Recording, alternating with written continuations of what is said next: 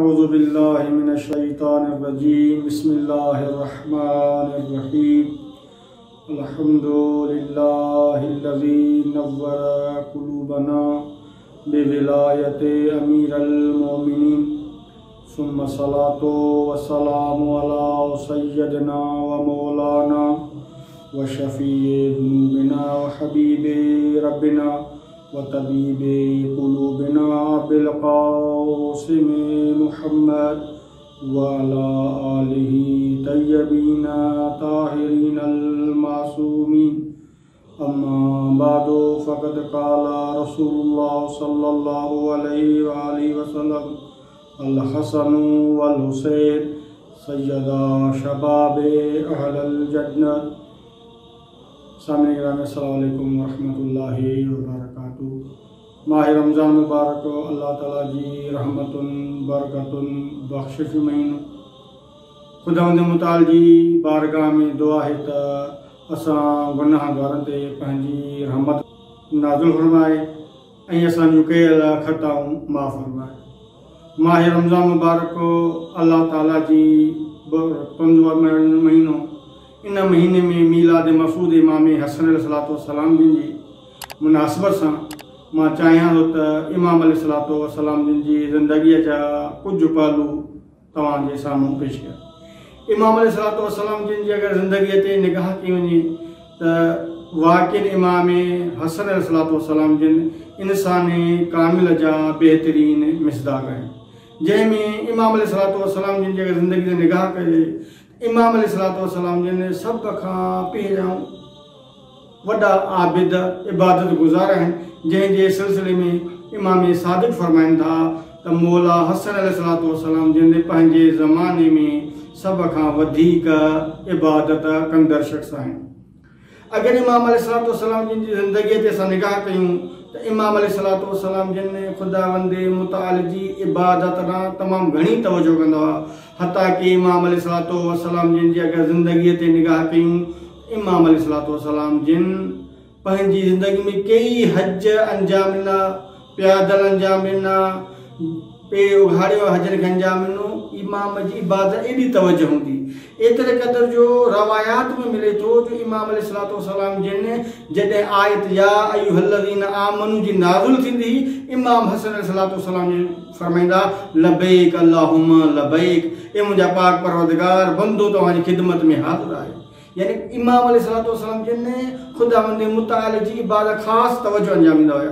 उन खां बाद में जेको असां इमाम अलैहिस्सलाम जिन जी ज़िंदगीअ ते निगाह कयूं था, हिकु इहो इमाम अलैहिस्सलाम जिन इबादत कंदा कुनूत जे लाइ जिन हथ बुलंद कंदा हुया, तमामु रिघो कुनूत पढ़ंदा हुया, अल्लाह जी बारगाह में रियाज़ नियाज़ कंदा हुया। इमाम जी इबादत जो इहो अंदाज़ हूंदो।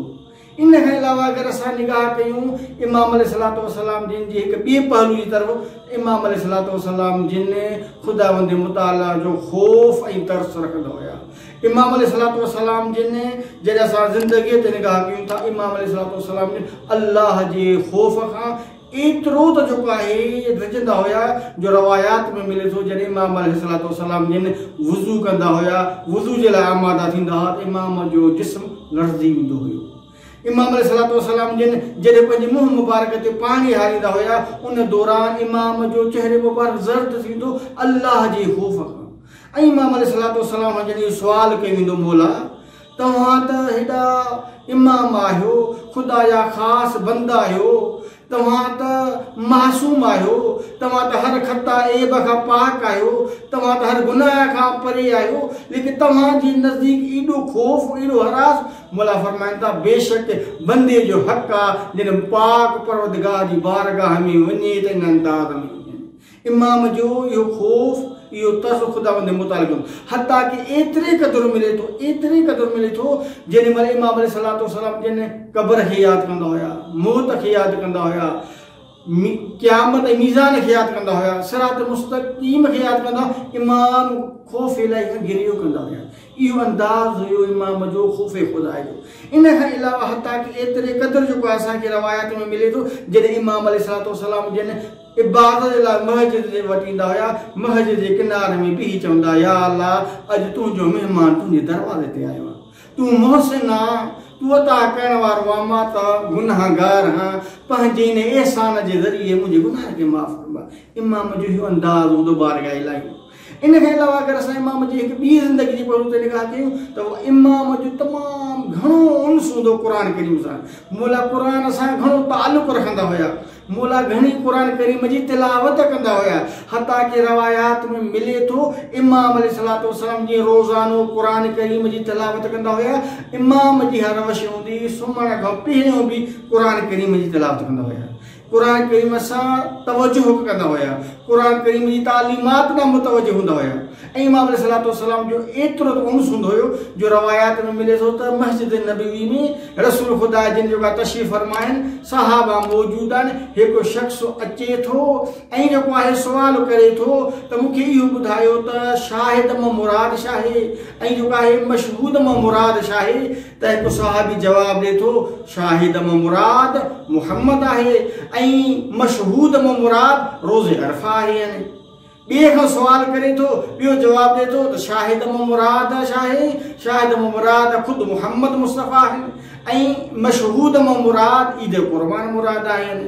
उन वक़्तु जेको आहे उहो शख़्स जेको इन किनारे मस्जिद किनारे में हिकु ॿार हुयो उन ॾांहुं मुतवजो थिए थो उहो जवाबु ॾिए थो। उन वक़्तु मौला हसन जेको आहे इन नंढपण में उन शख़्स खे बहितरीन जवाबु ॾियनि था। ॾिसो इमाम जो क़ुर सां केतिरो तालुक़ आहे नंढपण में। मौला फरमाइनि था त न शाहिद मां मुराद मुहम्मद आहे ऐं मशहूद मां मुराद योम क़यामत आहे। उन खां बाद में इमाम अलैहिस्सलातु वस्सलाम जिन ॿ आयतूं पढ़नि था ॿियो नुमानी शाहिद। मौला फरमाइनि या अय्युहन नबी इन्ना अरसलनाका शाहिदन व मुबश्शिरन व नज़ीरा।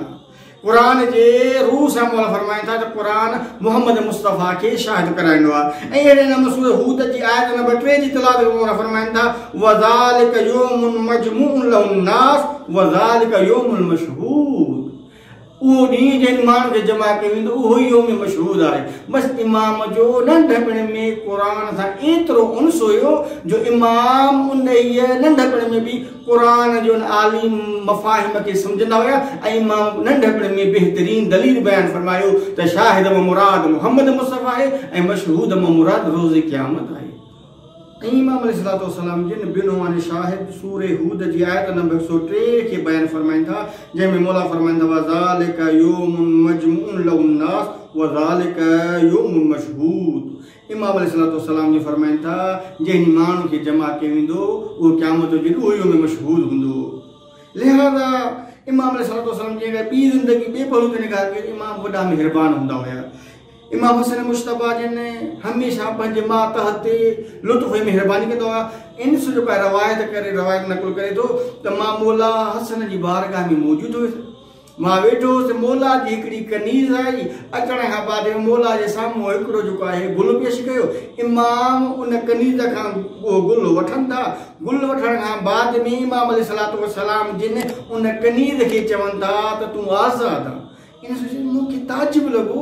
मां मौला खां सुवाल कयो मौला गुल जी छा अहमियत आहे त हिकु गुल जे एवज़ में जेको आहे यानी हुनखे आज़ादु कयो आहे। उन वक़्तु इमाम अलैहिस्सलातु वस्सलाम जे फरमाईंदा व इज़ा हुय्यितुम बितहिय्यति फहय्यू बिहसन मिनो। मौला फरमाईंदा असांखे इहो हुकुम आहे जॾहिं को तव्हां सां एहसान करे त तव्हां हुन खां वधीक हुन ते एहसान कयो। हुन मूंखे गुल ॾेई करे हिकु एहसान कयो मां चाहियो त हुन खां वधीक हुन ते महिरबानी कयां हुन खां वधीक हुन ते लुत्फ़ कयां। उहो लुत्फ़ इहो त मां हुनखे आज़ादु कयां। लिहाज़ा इमाम अलैहिस्सलातु वस्सलाम जी इन लुत्फ़ ऐं महिरबानी जा असांखे कई जेका वाक़ियात मिलनि था। हिकु इमाम जो ग़ुलाम आहे जेको इमाम अलैहिस्सलातु वस्सलाम जूं जेको आहे गुस्वत जेको आहे यानी रिढ वग़ैरह चाढ़ींदो हुयो। इमाम अलैहिस्सलातु वस्सलाम जो हिकु रिढ खे जेको आहे हुन ज़ख़्मी कयो पेर खे। इमाम अलैहिस्सलातु वस्सलाम जिन अचनि था ऐं जॾहिं उन ते निगाह कनि था त इहो जानवर ज़ख़्मी आहे इमाम ग़ुलाम खां सुवाल था कनि त हीउ छाजे करे ज़ख़्मी आहे छाजे करे ज़ख़्मी आहे। उहो जवाबु ॾिए थो मौला इनखे मां ज़ख़्मी कयो आहे। ॾिठो छाजे करे उहो ग़ुलाम ॾिए थो मौला मां चाहियो पियो त तव्हांखे मां गुस्सो ॾियारायां मां तव्हांखे कावड़ ॾियारायां। हाणे ग़ुलाम इन कस सां जानवर खे ज़ख़्मी कयो। उन वक़्तु जेको आहे इमाम अलैहिस्सलातु वस्सलाम मुस्कुराइनि था। मुस्कुराइण खां बाद मौला फरमाइनि था तूं वञ अलाह जी राह में आज़ादु। امام جو لطف و کرم سو ہو چاہے تو امام کے غصو جاڑائے کاوٹ جاڑائے مولا جو غلام مولا جو جانور لیکن مولا ایترو لطف کندا ایترا کریم آہن ایترا مہربان آہن جو مولا ان کے ان کے باوجود جو ان کے کا سزا دینا لیکن مولا ان کے معاف کندا والسلام علیکم ورحمۃ اللہ وبرکاتہ.